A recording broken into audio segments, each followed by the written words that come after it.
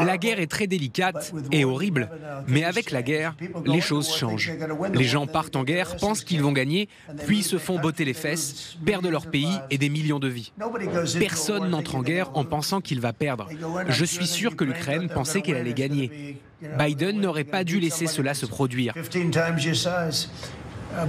Cet homme était grossièrement incompétent. Il n'aurait jamais dû être là. Cela ne serait jamais arrivé. On ne part pas en guerre contre quelqu'un qui est 15 fois plus grand que soi. Xavier Zitelmann, cette phrase, on ne part pas en guerre contre quelqu'un qui est 15 fois plus grand que soi. Alors d'abord, il fait que c'est l'Ukraine, c'est la Russie qui a attaqué, mais c'est le fond de la pensée de Trump. En réalité, la Russie est une grande nation, l'Ukraine est une petite nation, il y a une forme de logique. Disproportion. Par la taille, oui. Après, l'Ukraine avait un tiers de la puissance industrielle militaire soviétique. Donc, elle a des cerveaux. Elle a une volonté que les Russes n'avaient pas.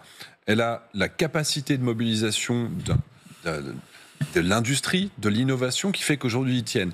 Et encore une fois, il part de ce mensonge russe qui est intégré par Trump aujourd'hui, de dire que l'Ukraine a attaqué, que c'est la faute de l'Ukraine, c'est aujourd'hui elle est en guerre. C'est l'impérialisme russe qui a provoqué, c'est l'impérialisme russe qui a tenté de prendre la Géorgie, qui essaie de prendre l'Ukraine maintenant, et dire que parce qu'on est petit, on ne doit pas essayer de se défendre, mais c'est une honte. Je veux dire, quand les Tchétchènes ont réussi à dégager les Russes dans les 2 premières guerres, quand l'Afghanistan a réussi à dégager les Soviétiques, on peut gagner en étant plus petit. Je veux dire, sinon, le Luxembourg n'existerait pas, le Liechtenstein non plus. Il y a des petits pays qui peuvent exister. Est-ce que c'est le fond de sa pensée, de la même façon que les Américains ont laissé tomber, et nous avons laissé tomber une partie de l'Europe, les Tchèques, les Roumains, les Hongrois, quand ils étaient sous la botte soviétique, en disant « Désolé, vous êtes petits ».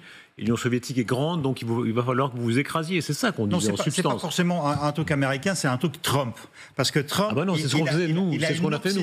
Psychiatrique sur Biden. C'est ce qu'a fait Roosevelt avec l'Europe. Psychiatrique sur Biden. À chaque fois, ça fait 8 mois qu'il est au pouvoir et chaque jour, il dit Biden, Biden, Biden, Biden.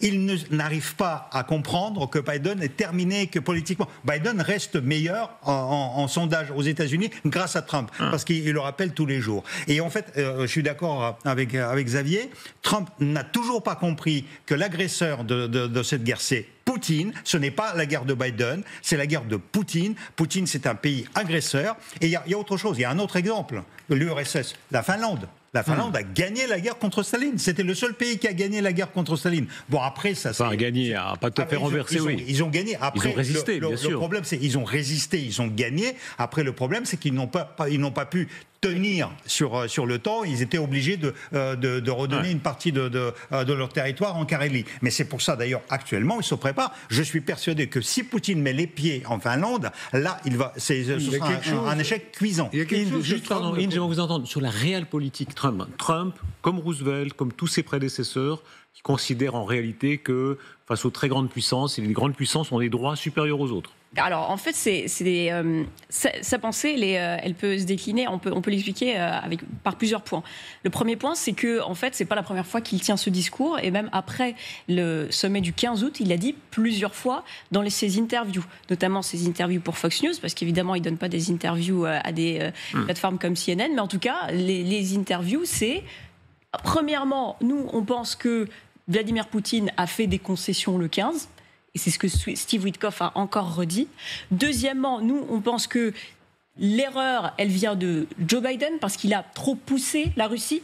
C'est ce que Elon Musk avait dit il y a quelques semaines ou quelques mois, que en fait c'était la faute de Joe Biden parce qu'il fallait garder les équilibres territoriaux, les équilibres de puissance qui avaient été faits après la guerre froide. Il fallait pas faire peur à la Russie.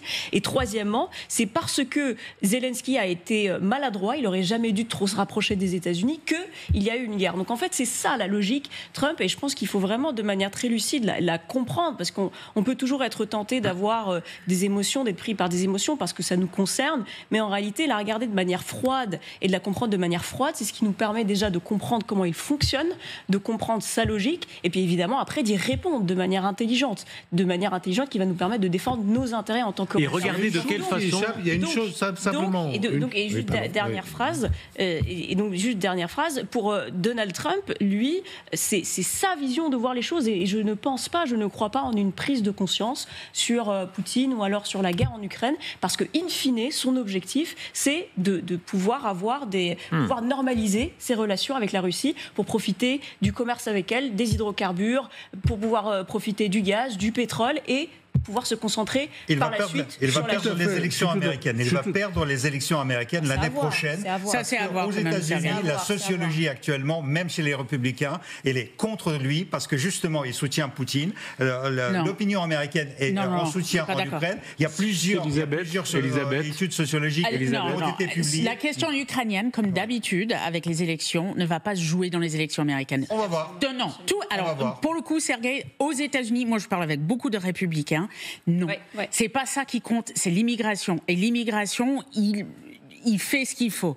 Et oui, il y a beaucoup de gens qui sont contre lui pour d'autres raisons. Mais l'Ukraine ne va pas être le centre des élections de mi-mandat américain parce que la politique étrangère, ça les intéresse pas fondamentalement. Les Américains qui disent on est pour l'Ukraine, et il y en a beaucoup, même chez les républicains, ça veut pas dire aller au-delà, de dire on est désolé pour l'Ukraine, on les soutient, mais c'est comme on dit souvent, par exemple, quand il y a regardez, écoutez bien, prêtez oreille à ce que dit Trump, parce que vous disiez tout à l'heure, Renaud Girard, la politique de la carotte et du bâton, il sait aussi être dur à l'égard de Poutine, et notamment en matière économique. Il a frappé là le pétrole indien.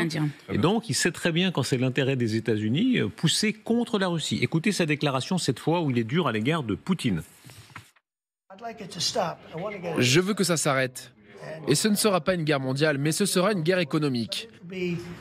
Et une guerre économique va être mauvaise. Et ça va être mauvais pour la Russie aussi. Et je ne veux pas ça. Mais maintenant, je dois aussi regarder parce que vous savez, Zelensky n'est pas vraiment innocent non plus.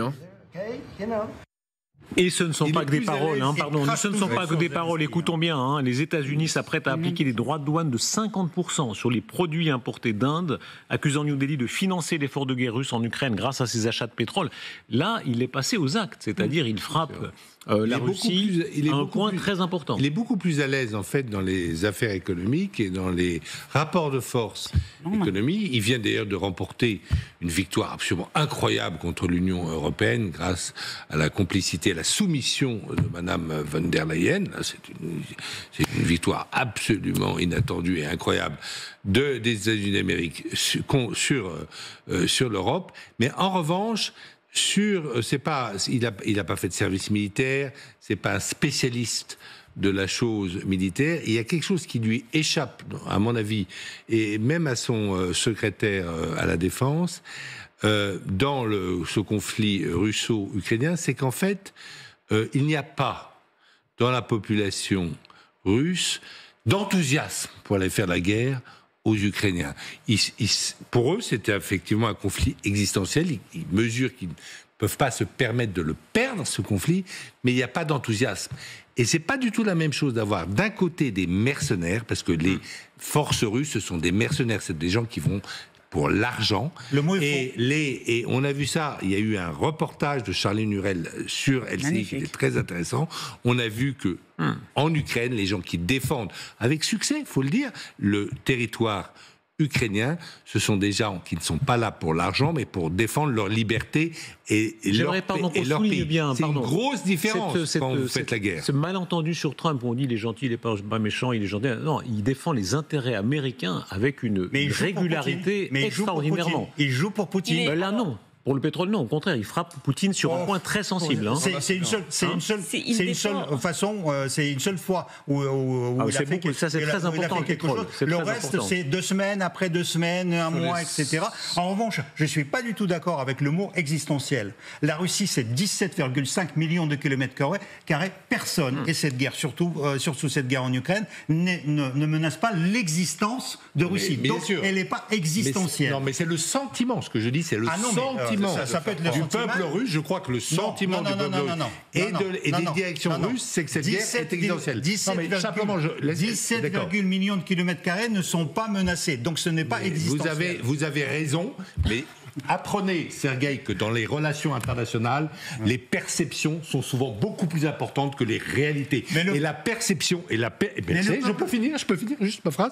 La perception, c'est que les Ukrainiens considèrent que cette guerre est existentielle, et ils ont raison, ça l'est, et la perception des Russes, de l'élite russe, c'est aussi que cette guerre est existentielle, mais vous pouvez tout à fait dire que la réalité, si, la perception est réelle. Si, c'est moi qui ai raison. C'est faux, non, parce que vous avez commencé à dire cette guerre ne concerne pas le peuple russe. Cette guerre concerne l'élite, cette guerre concerne le régime, cette guerre concerne les gens qui participent à l'effort de guerre, elle ne concerne pas le peuple russe. Et je peux vous donner la sociologie. Et justement, il n'y a pas d'enthousiasme. Mais ils ne veulent pas la perdre pour autant. S'il vous plaît. Cela étant la folie des guerres, rappelons, la France, Napoléon a emmené des soldats jusqu'à l'autre bout de l'Europe, à Moscou. Ça ne rapportait rien aux Français, rien. C'était une aventure complètement déliante. Oui, et les Français Napoléon avait complètement sous-estimé l'importance de la aujourd'hui, Napoléon est une des personnages les plus aimés de l'histoire de France. Vous mettez Napoléon sur un livre, c'est un des meilleurs arguments de vente, encore aujourd'hui. Il y a De Gaulle quand même avant. Hein, et De Gaulle, vous avez raison, oui. C'est pas grave, on peut prendre les deux l'un à côté de l'autre, ça vendra. Alors, juste pour finir sur l'Inde. L'Inde, effectivement, c'est un des pays qui contribue à financer l'effort de guerre russe. Le fait qu'aujourd'hui, Trump, parmi toutes les choses qu'il a fait qui n'étaient pas à la hauteur contre la Russie et pour l'Ukraine, là, pour le coup, effectivement, le fait de doubler les droits de douane tant que l'Inde continue à acheter, il y a un coût qui a été estimé sur la croissance indienne qui était de 1%. C'est-à-dire des millions de chômeurs en Inde, parce qu'en gros, c'est la production de vêtements, apparemment, de textiles qui va se déporter sur le Bangladesh, etc. C'est-à-dire qu'aujourd'hui, pour l'Inde, il va a priori être intéressant d'abandonner l'achat de pétrole russe. Mais ça, grâce à Trump. Grâce à Trump. Ouais. Et ça, c'est un coût financier qui est colossal. La Russie, elle a déjà perdu 11 à 17% de sa production de pétrole depuis le début du mois d'août, juste par l'efficacité des drones kamikazes ukrainiens. Leurs revenus gaziers et pétroliers ont baissé de 40% en un an parce que l'application de ces sanctions est de plus en plus efficace. Ce que vous dites est très intéressant. Là, on voit les caricatures européennes. On a tellement envie de classer Trump, méchant, pas méchant, gentil. En réalité, il suit l'intérêt américain, y compris quand c'est contre la Russie, avec une froideur complète. Mais ce qui est étonnant, c'est qu'il n'y a pas de logique globale. Là, contre l'Inde, il est fort. Contre la Russie, il continue à être faible. Donc moi, je serais pour une fermeté totale, globale, qu'on comprenne bien le message. Parce que là, faire du cherry-picking... Par contre, après la rencontre avec Poutine, il a annulé les futures taxes qui pourraient arriver sur la Chine. Pourquoi est-ce qu'il est méchant sur l'Inde et gentil avec la Chine ? On ne sait pas.